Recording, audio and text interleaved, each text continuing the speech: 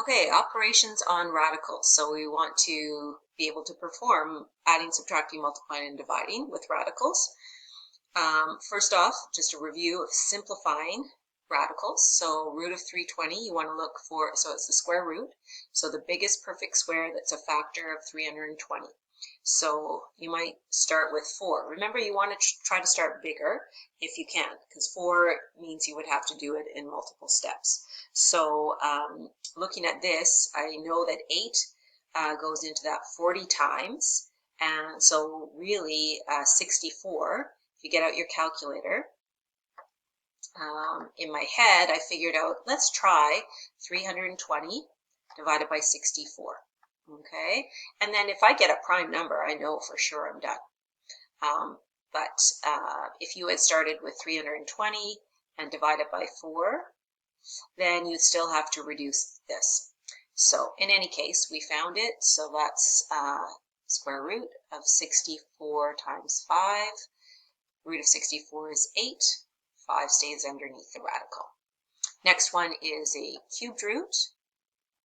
4 is a coefficient. So 243. So if you think about 243 divided by 3, that goes in 81 times. So I know 27 is a factor. So if I go 243 divided by 27, I get 9. Okay, 27 is a perfect cube. So 27 times 9. So that would be 4. Cubed root of 27 is 3. And then 4 times 3 is 12. Okay. And then here, back to square root. And 50 is 25 times 2. X cubed, well, that's not a perfect square. So we need a multiple of 2 that's in the exponent. So the next lower would be x squared times x. So that'll be negative 3 times 5x root 2x. And simplify those. Okay, so that's just simplified. That's a review of what we've done already. Now we want to look for like radicals, because when you are adding and subtracting radicals, they have to be like. That means just like terms in variables. 3x plus 2y, you cannot add those together, okay, because they're not like radicals. You cannot add those together because they're not like terms. They have to be exactly the same variable, exactly the same exponent. So with radicals, they have to have exactly the same radicand. Okay, if there's variables out front, then it goes back to this. They have to be exactly the same. So numeric number radicals, let's identify which are like. So let's simplify 343. So what did we say that was? 343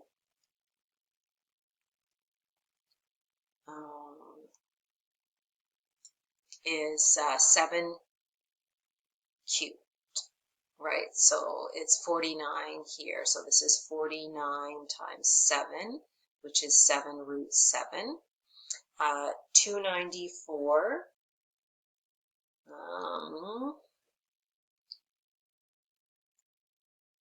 is, so that we can show as 7 goes into that. So I'm just using my calculator. Let's see, 49 goes into that. Divided by 49 is 6, so that's 49 times 6. And so that's 7 root 6. So they have the same coefficient here, but they have a different radicand. So those are not like radicands. Next one, 243.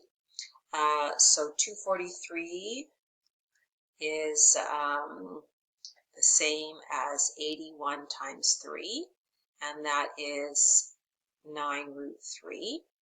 108 is 108 is 36 times 3. And so that's 6 root 3. So these are the same radicands, so those are like. Okay, so they're called like radicals. And then here, let's simplify this. So square root of 25 is 5.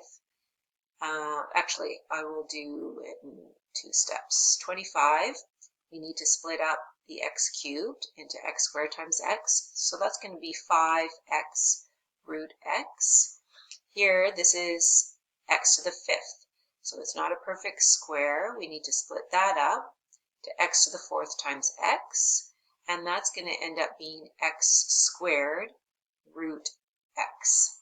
So those are not like, because the radicands are good, but the variables outside are not.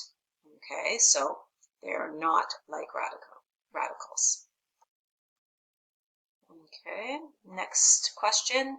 So adding and subtracting. So simplify each of the following radical expressions. So you have to look for the radicand. Make sure that they are exactly the same. They are. So then you just perform the operations on the coefficients. So my answer will be something root 2. So 4 minus 5 is negative 1 plus 8 is 7 root 2. Then here, these are like radicals, and these are like radicals. So I'm going to have something root 5, and then cubed root 5, and then something root 5. So 5 cubed root 5 minus 8 cubed root 5 is negative 3 cubed root 5. 2 root 5 plus 7 root 5 is 9 root 5. Can't do anything more because these are not like radicals. Here, can't do anything because they're not like radicals right now. So simplify them if you can. So 63 is 9 times 7. 252 is 36 times 7. So root 63 simplifies to 3 root 7 minus 2 times 6 root 7. So that's really minus 12 root 7. Now they're like radicals, so it's going to be something root 7. And you look at the coefficients. 3 minus 12 is negative 9. Okay. Next, they're all cubed roots. None of the radicands are the same, so you want to try to simplify if you can. So 135 divided by 5 gives me 27. So that's 27 times 5 plus 6. 40 is 8 times 5. 24 is 8 times 3.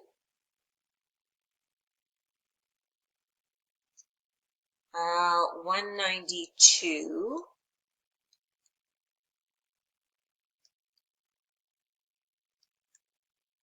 is 64 times 3.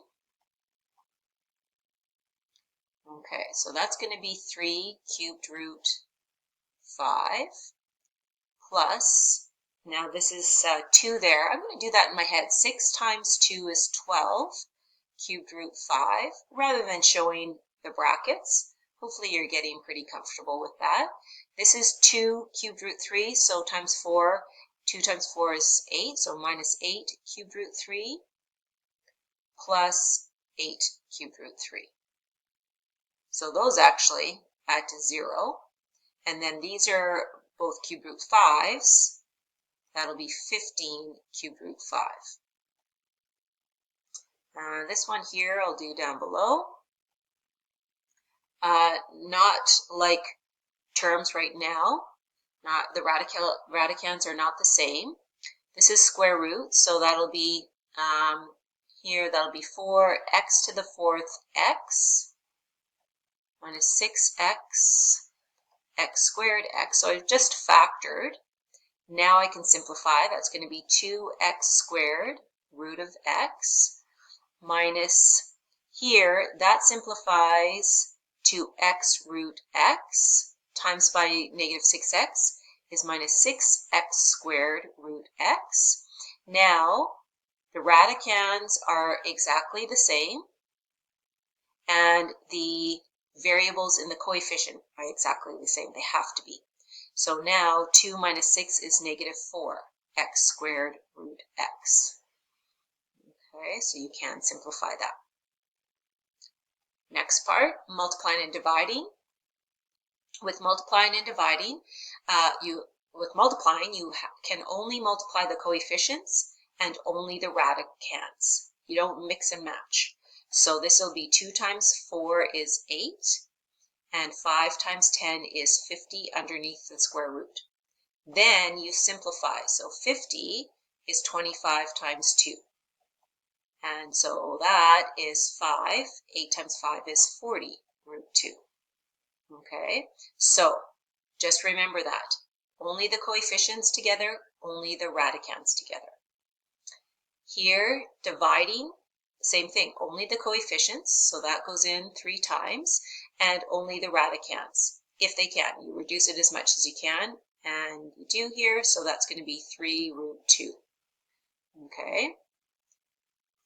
Multiplying here, negative 10x, so everything outside and everything underneath the radical is root 9xy. And you can simplify root 9 is 3, so that's going to be negative 30x root xy. Here, 12 doesn't go into 64, but 4 does. Okay, 15 doesn't go into 5, but 5 goes into 15. So what you're left with is 16, because root of 1 is 1, over 3 root 3. Okay, this is actually not simplified. We're going to learn how to do this a little bit later. That's as far as you can go right now. Okay. And then here, there's nothing in front, which means it's a 1. So 1 times 3 is 3. And then root of 36, like if you see these radicands are exactly the same and you're multiplying, then you already know that value is 6. Right? So you can show it 3 root 36, but then you know that. Sometimes we have to use the distributive property, just like we did for polynomials. So there are 2 terms in each of these brackets. So I tend to use the acronym FOIL to help remember. So you multiply the first terms together. 2 times 2 is 4. Root 3 times root 6 is root 18. Simplify in the next step. So we'll just leave it like that. Outside together will be 2 root 15. Inside together will be minus 6 root 30. And last together will be minus 3 root 25, which is really 3 times 5, so you could put that in right away. Then simplify what you can. Middle terms can't be done. And so that's 4 times 3 is 12 root 2. And really, you can just leave it in this order. There's no real proper order because you would have to evaluate and show us entire radicals to get them in the sort of in descending order, but not of degree, so just leave it like that. Here, same thing, first together, 2 times 2 is 4. Oops, sorry, just a sec. So first together is 4, outside together is minus 2 root 5, inside together is plus 2 root 5, and last together is minus root 25, which is just minus 5. Notice here, those add to 0. They're opposite in sign. So this will be 4 minus 5, which is negative 1. What's special about this is these are called conjugates,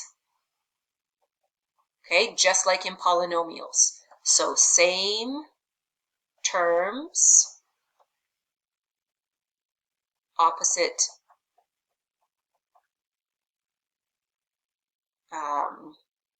operations. So one's a plus and one's a minus.